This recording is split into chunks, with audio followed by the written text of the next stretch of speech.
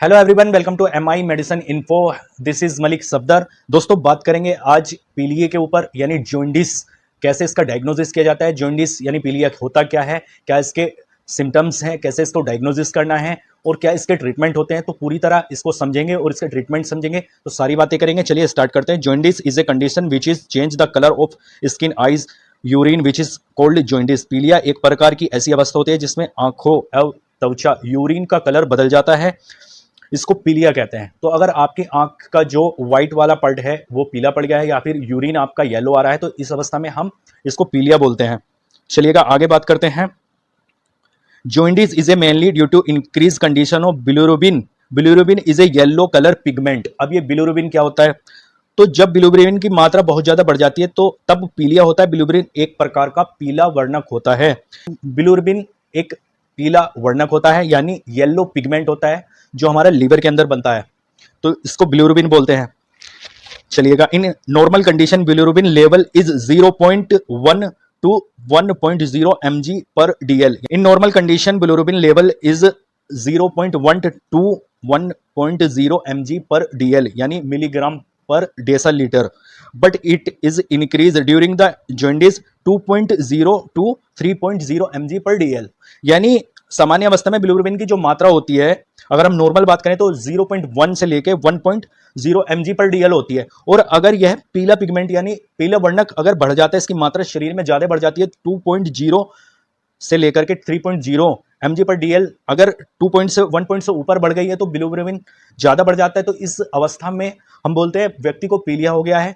और इसी से इसको डायग्नोसिस किया जाता है। अगर बिलिरुबिन की मात्रा ज्यादा बढ़ गई है तो यह अवस्था पीलिया कहा जाता है, और इसी से इसको मापते हैं कि भाई 2% हो गया है पीलिया, या 3% हो गया है, 4% हो गया है। चलिएगा, कोज ऑफ जॉन्डिस, पीलिया के कारण देख लेते हैं। बैक्टीरियल इन्फेक्शन, जीवाणु के संक्रमण हो जाने पर अगर किसी तरह का बॉडी में बैक्टीरियल इन्फेक्शन हो गया है तो पीलिया हो जाएगा। वायरस इन्फेक्शन की वजह से भी हो सकता है। एनीमिया यानी रक्त की कमी से भी हो सकता है। अगर ब्लड में कमी आ गई है, शरीर में ब्लड कम है, तो इस वजह से भी हो सकता है, ये भी एक कारण हो सकता है। ऑटो इम्यून डिसऑर्डर यानी इम्यून सिस्टम खराब हो जाने पर भी हो सकता है। अगर इम्यूनिटी पावर वीक हो गई, ये भी एक रीजन हो सकता है। ड्रग्स टॉक्सिसिटी, किसी भी दवाई के रिएक्शन करने पर, यानी दवाई जहर की तरह शरीर में काम कर रही है, तो ये भी एक रीजन हो सकता है पीलिया हो जाने पर।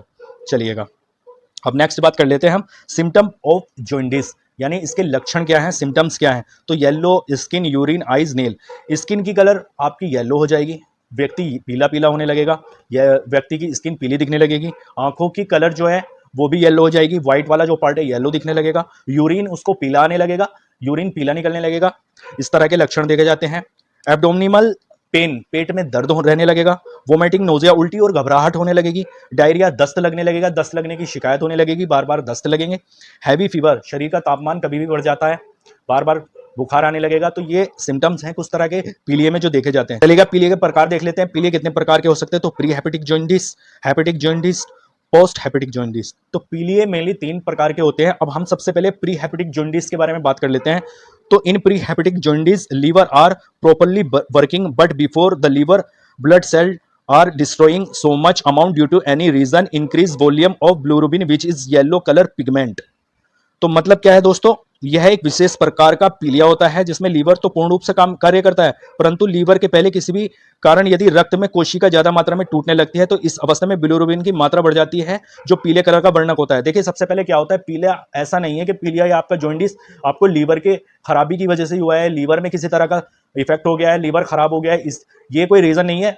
ऐसा भी हो सकता है कि आपका लीवर ठीक है और ब्लड की इंफेक्शन की वजह से किसी भी तरह की, अगर आपके ब्लड सेल्स टूट रहे हैं और येलो पिगमेंट की मात्रा बहुत ज्यादा ब्लड में बढ़ रही है और ये सेल्स तोड़ रहा है, तो इस वजह से भी आपको पीलिया हो सकता है। किसी भी ब्लड के संक्रमण की वजह से भी हो सकता है। जरूरी नहीं है कि इसमें आपका लीवर ही खराब हो तभी पीलिया हो सकता है। तो ऐसा नहीं है कि लीवर का ही इलाज करना स्टार्ट कर दे। तो इसको समझना पड़ेगा कि पीलिया होने की रीजन क्या है।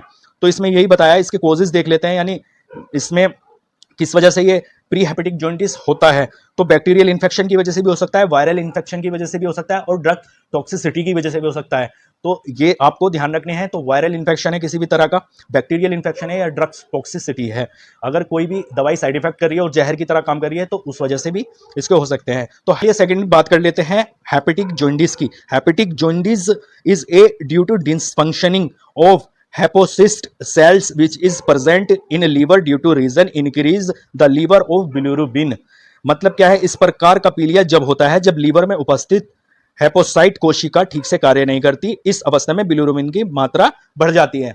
तो इसमें क्या होता है, कोशिका अगर ठीक से काम नहीं करती और बिलिरुबिन की मात्रा बढ़ जाती है, लीवर में जो उपस्थित होता है आपका हेपोसाइट सेल जो होता है वो लीवर में होता है, अगर वो ठीक से रेस्पॉन्स नहीं कर रही है और इसमें बिलिरुबिन की मात्रा फिर बढ़ जाती है, तो ये इसका रीजन होने का यही है। इसका कारण देख लेते हैं कि कारण क्या है, रीजन क्या है। तो वायरल हेपेटाइटिस आपने सुना होगा, हेपेटाइटिस बी हो गया, हेपेटाइटिस सी हो गया, तो इसके रीजन हेपेटाइटिस, इसको बुलाते हैं हेपेटाइटिस बी वायरस। ठीक है, ड्यू टू अल्कोहल, यदि कोई व्यक्ति बहुत ज्यादा शराब का सेवन करता है, ड्रिंक करता है, तो उसको भी ये हो सकता है, इसमें इसके ये रीजन होते हैं, ये लीवर की वजह से होता है।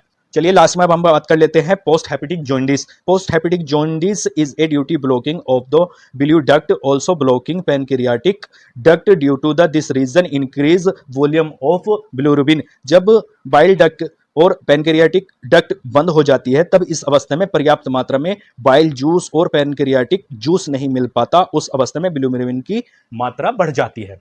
तो ये इसके रीजन होते हैं।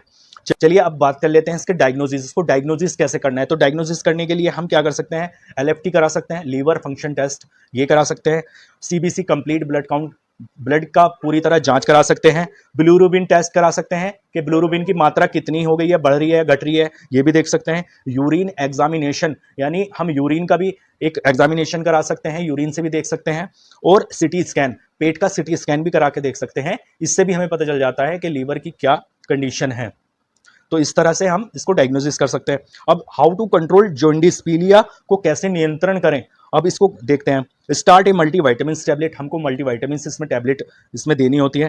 फोटोथेरेपी बाय सनलाइट, जब किसी व्यक्ति को पीलिया हो जाता है तो उसको बोला जाता है आप फोटोथेरेपी यानी सनलाइट में बैठो, सुबह की धूप में बैठो, तो इसमें ये रिक्वायरमेंट होती है। फ्लूइड मैनेजमेंट इन बॉडी, यानी शरीर में पानी की कमी नहीं होनी चाहिए, ज़्यादा से ज़्यादा फ्लूइड लेना है, जूस लेना है, पानी लेना है, तो इस तरह से इसमें फ्लूइड मैनेजमेंट करना पड़ता है। एंटीबायोटिक्स, इसमें एंटीबायोटिक्स चलाई जाती है। अगर नॉर्मल है आपका पीलिया जॉन्डिस नॉर्मल है तो नॉर्मल सी एंटीबायोटिक्स चला करके इसको कवर किया जा सकता है। अगर सीवियर केस नहीं है, एंटीवायरल मेडिसिन, इसमें एंटीवायरल मेडिसिन भी चलाई जाती है, तो इस तरह से इसको कंट्रोल किया जा सकता है। अब सबसे पहले ड्रग पे बात कर लेते हैं, इसमें नॉर्मली क्या क्या ड्रग इसमें चल सकती हैं। तो ट्रीटमेंट में सबसे पहले जो हम लेंगे वो लेते हैं आपके डोपालेक सिरप, एक लैक्टुलोज है, इसका कॉम्पोजिशन जो है वो लैक्टुलोज होता है। अब इसको दिया क्यों जाता है, दिया इसलिए जाता है क्योंकि व्यक्ति का पेट साफ करना होता है, पेट की सफाई होनी जरूरी है, डेली उसको फ्रेश होना पड़ेगा, डेली पेट उसका साफ होना चाहिए, जब से जल्दी से पीलिया रिकवर हो पाएगा। अगर पेट ही साफ नहीं होगा तो लीवर रेस्पॉन्स अच्छा नहीं करेगा। तो लैक्टुलोज क्या करता है, आसानी से डेली पेट साफ करने की इसमें सहायता करता है। तो 5 ml बीडी दिन में 2 बार दिया जाता है, सुबह शाम। ये नेक्स्ट की बात कर लेते हैं ट्रीटमेंट की। तो नेक्स्ट टैबलेट आती है यूडीलिप। देखिए ब्रांड नेम पे आपको ध्यान नहीं देना है, मैंने ये बहुत ज़्यादा फेमस टैबलेट है, बहुत ज़्यादा चलने वाली है, इसलिए मैंने यूडीलिप लगाई है। हमें इसके कॉम्पोजिशन पे ध्यान देना है, इसमें ड्रग क्या है, कॉम्पोजिशन क्या है। तो इसमें जो है कॉम्पोजिशन वो अल्सो डिऑक्सोपोलिक एसिड होता है, लीवर सपोर्टिंग मेडिसिन है, या लीवर के संक्रमण को बहुत ही जल्दी ठीक कर देती है। तो इसमें जो 150 मिलीग्राम की भी आती है और 300 मिलीग्राम की भी आती है, वो डिपेंड करता है पेशेंट को कितनी नीड है, कितनी सिवियरिटी है।